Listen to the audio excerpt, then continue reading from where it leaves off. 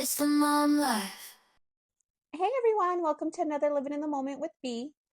And Steph, hello friend. Hi, I see you got a Happy Monday. yes, happy Monday. I saw that you had a new location, so my Another new my location. immediate attention went to that. I was like, "Oh wow, cool." New location unlocked again, guys. Like we said, we're slowly just going to make our way around my house. So, yes. Beautiful home, so that we don't mind it. Thanks. So today we are talking something I think that's kind of a serious topic, or at least very personal to every person. And it is whether or not now at this point in the in time in the world is a good time to be having kids or more kids. Right. And if you ask my husband, the answer is no.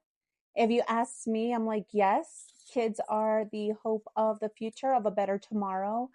But I do think that that is what we struggle with, right? And I think every generation has, but more so the generation now, right? In today's day and age is making sure that we raise decent human beings because that seems to be like a tall order with so much going against us, so much going Right. against the grain. Yeah.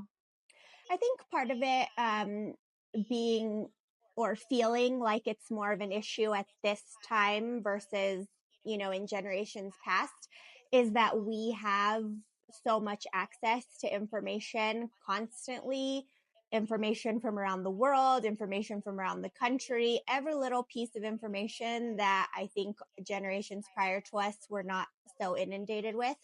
And so that makes it a little more difficult because it makes everything feel very heavy and very negative when in reality, I don't know if this is right or wrong, but things probably aren't that bad. Or maybe they were just similar again in generations before us, but they did not have the access to the information. And so they just, lived their lives Yeah, I think as normal. I think it's easy to get more overwhelmed because we have world news. So we see, what's like you said, what's going around everywhere, and we feel deeply affected because even if it's not affecting us personally, it's in our living room, right? It's in our TV, it's in our bedroom, it's on our phones. And so it is overwhelming.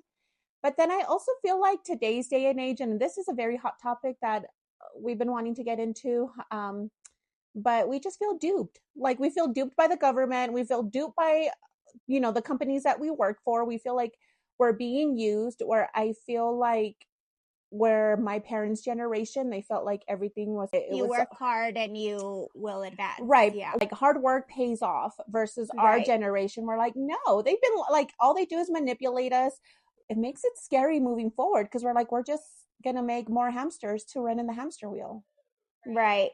Yeah, Mm-hmm. that can definitely be a viewpoint that I think a lot of people have. I think a lot of people are just scared of the state of the world and like, why would I bring, more kids into this Chaos. environment? Yeah, chaos. I think my view on it is, and again, it's so personal to everybody. Mine is probably going to be more of like a faith based stance that we're on this earth for such a short amount of time, but it's not our home. It's a very short blip when you are, when you believe in eternal life. And so I feel that if you are called, you feel called to be a mom and you feel called to have kids and you have that desire on your heart, then it's not for nothing. And like you said, kids bring joy, they bring hope, and you're raising them to believe that this is not our home, and you just try to guide them to that eternal life with you. Again, that's not going to be everybody's stance, so I don't judge anyone. That's just where I come from. So I don't find it scary to want more kids. I do want more kids. I think it's exciting and beautiful.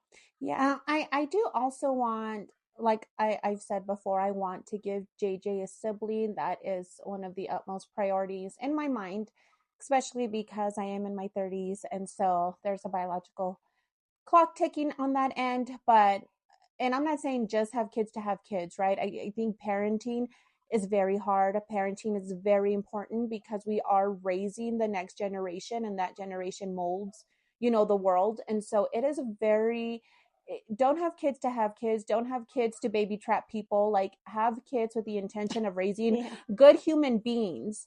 Right. And with that said, I also think siblings are important because I don't think I could have made this world without my brother, without my sister. Like siblings and cousins are so important too, right? But siblings are special. And so because I do think the world is scary, because I do think that there's also hope, for tomorrow. I want to give my son a sibling so that they can take on this world together and, Right. make a difference at least to the people and the lives that they touch around them. And I think that's important. I think you should be driven by love and hope and not be driven by fear. If you're making a decision based on fear, then it's most likely not the right decision. And Yeah, so, I love that, to live in a state of hope as opposed to fear, eh, because then, if you're letting the outside world dictate how you live your very small part of life, like that, that just sounds like a lifetime of regret when you get to the end. yeah, and there's things you can do, right? Like one of the biggest things right now that a lot of people are afraid of is AI. And AI comes with a lot of benefits, but it also comes with a lot of fears. And you've seen how they've taken, oh, I don't know if everyone's seen, but I keep seeing like these celebrity things that they're putting together and they're, putting faces on bodies that don't match, but people are just perverted in this world. Not everyone is, but they're out there, right? The sickos. And Mm-hmm. so one big thing that we want to really implement, and we've done it in the past, but now we've like even told our friends, Stephanie knows because I mentioned it to the girls, but like, let's not put pictures of my son out there. And I'm highly protective. And so our step is let's just not even have his pictures out there for the public. And so Right. that's just our sense. I'm not saying everyone do that, but there's things you can do to make yourself feel safer, to kind of lower your anxiety. But yeah, you still shouldn't be driven by fear. Right. And I'm like, a little more lax with that. To friends and family, I'll post Maddie, but for the little TikToks that I do sometimes, I just do like a side profile, or if anything, like the back of her head, because yeah, it is, if you're putting something publicly out there, you never know where that can end up. And again, I've said this in the past, maybe it's naive to be like, well, my pages are private, but I don't post her all the time. And if you do, that's up to you. Right. Everyone can just do what they feel is best. And I've just always been very skeptical of the internet. My friend Evan can attest to this. Even as we were growing up, I'd always like just go through and go on random deleting sprees and start new pages and just like, I don't know what's that, what did I post 10 years ago? Like, I don't want that out there anymore. I'm going to start a whole new page. Like, I've always been like that. And so I think as more and more information comes out, and like you said, AI, and we just see the evidence of things that come from the information that you put out, it's like, okay, maybe we take a step back. But we were the first generation to grow up with the internet as it is too, and that huge boom to social media and posting every aspect of your life and all parts of your day. Our generations before us didn't have to deal with that. So I think just now are we seeing the repercussions of that, and how that's resulted for us and for Yeah. the generation below us. The media is so strong, and social media, your personal media, but it has created a lot of opportunity for a lot of people and a lot of sharing and connection with friends that don't live, like I'm from Texas, I don't live in Texas. And so to maintain those relationships, it's been nice to have social media. Yeah. But then you see also the dark side of it, right? People have cancel culture going on, they have extortion over videos, they have just a bunch of things that is now being documented that wasn't easily documented, um, being used against people. And sometimes it's a come up, like, guys, we're going to get into some mama tea, but like the whole P Diddy thing and those videos and having access to stuff like that. And even I like that is scary when you get into the whole P Diddy lawsuit that has surfaced, because it's scary to see how many people are easily driven or influenced or controlled by a certain person. And in raising kids nowadays, like, you really have to make them strong to stand up for themselves, to walk away when they need to walk away, to love themselves enough not to just give in to demands that they're uncomfortable with. um Mm-hmm. and And so that's hard. That's just part of growing up. I think we've all been through that. especially, as women, when you're a girl, you're so self-conscious, you have, so much going through your mind constantly. It's hard to go through that phase of puberty. I, I'm not a boy, I don't know, but especially as a female, it's your body image, seeing things online, kids at school are mean. It's very difficult to navigate that. And so I think probably now it's even harder as, Right. with the internet and social media, Yeah. as big as it is. Right. Because everyone wants fame now, right? Nobody wants to Mm-hmm. do these hamster wheel freaking jobs anymore. Like everyone wants the freedom to be creative and to be themselves. And the fastest ticket there is fame, being Mm-hmm. notorious for something. And it's hard. It makes it really hard for our kids. And so it really is just building such a safe environment for your child, but also just building up their self-esteem. Mm-hmm. And that's my biggest thing. Like watching, I don't know if you watch like the Diddy documentaries. I started watching some just because D Woods came out, and we'll get into that real quickly. But just No, seeing, let's jump into that. Who is that? I don't know who yeah, that so is. let me back up a little bit. So, as we said, the lawsuits have surfaced of Sean Diddy Combs, formerly known as Puff Daddy, being accused, either accusing the former billionaire music mogul of alleged sexual assault, harassment, rape, emotional physical abuse, sex trafficking, extortion, and racketeering. Diddy, as we know, he is hip hop royalty or rap royalty. I don't even know. He has the Bad Boys record labels. He came up in the 90s. He was best friends with Biggie Smalls, and people are even saying like he had a hand in the murder of Tupac and Biggie, which again, these are rumors, we don't know. But D Woods is a former member of Danity Kane, also came out in the MTV making the band, and she did come I out vaguely remember, yeah, that show, kind of like, and he led it, whatever. I mean, It was like his group. it was horrible. I remember watching that, and so many artists would come out, like big artists, and they're like, he's mean, but he just tries to pull the best out of you. And I'm like, no, he's like talking to them like dogs, worse than dogs. He would belittle these people. And, D Woods did come out to say he's very controlling, he's very manipulative, he's abusive, and really just belittles them, breaks them down completely to where they feel they have no choice. Um, and then he does whatever he wants with whoever he wants. And Mm-hmm. I don't think anyone, like people had said, Aubrey, I don't know if you remember her from Danity Kane. There was a lot of No. issues, and like P. Diddy and the media just made her out to be like this crazy. I don't want to say, but they just like sexualized her in a very dark light, and she was kind of dismissed. Like, oh, she's crazy. P. Diddy's a good man. He's a man of God, and this and that. And it wasn't until the video of Cassie, who was his ex-girlfriend for over a decade, of her being beaten and dragged in the hotel. Did you see Oh, that that was just a footage? couple years ago. Yeah, right? Right. That Or even like last year. that That was recent. yeah, that lawsuit was settled in 2023. But after Mm-hmm. that, people started to feel they were empowered by it. Like, you know what? I'm going to say my story.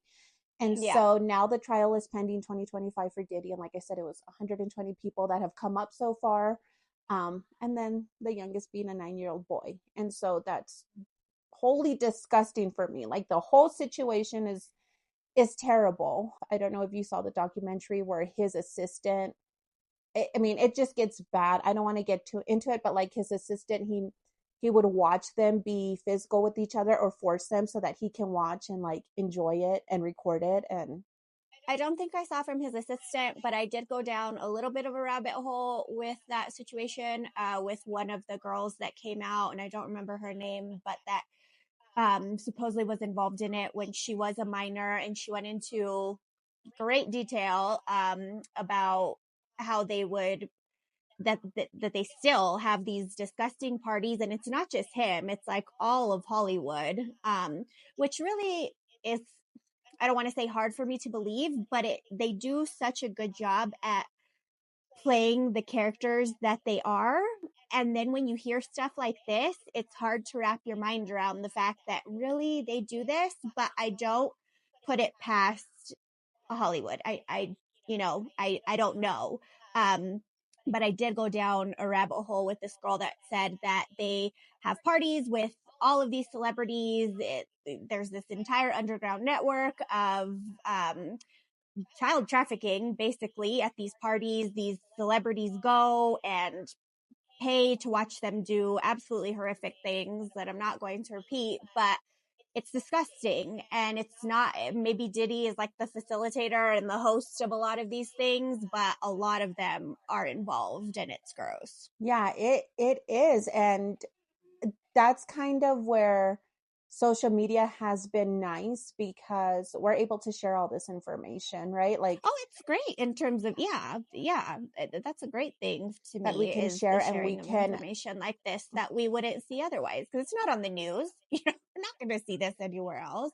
Maybe when the trial actually comes out, but all of this, like these small details, we wouldn't have known that. We well, wouldn't know that. and that's why people were so upset with TikTok. I understand like the backside of it, of feeling like Americans are being spied, but come on, guys, we're already been spied on. Like, I, they got all of our information since Facebook or MySpace or whatever. Yeah. Like, Another conspiracy that I saw relating to TikTok, and this kind of goes back to the hamster wheel situation, and people don't just want to stay in that mentality, is that TikTok has made it really not easy, but made it very accessible for normal people to make a decent amount of money.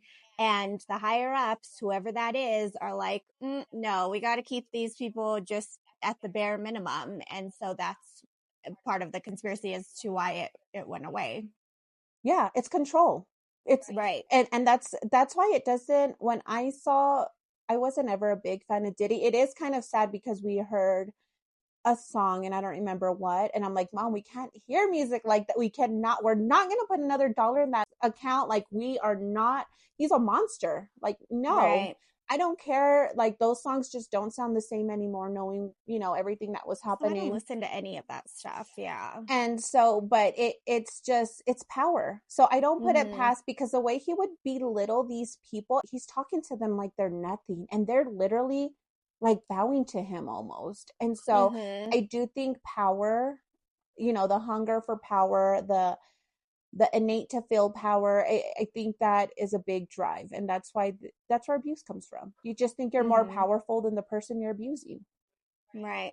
And yeah, that's terrible. And I don't know. That makes me sad. Abuse, It's period, makes me mm-hmm. sad. That's why we touched briefly on even like the DV that was coming out of It Ends With Us, because people forget that it's the abuse that we need to really talk about, because that it needs to end. Whether, in any type of capacity, abuse is just not welcome. It shouldn't be. It shouldn't be Right. glorified. It shouldn't give you the status of power. And if it is giving you the status of power, then you're just with an evil group of people.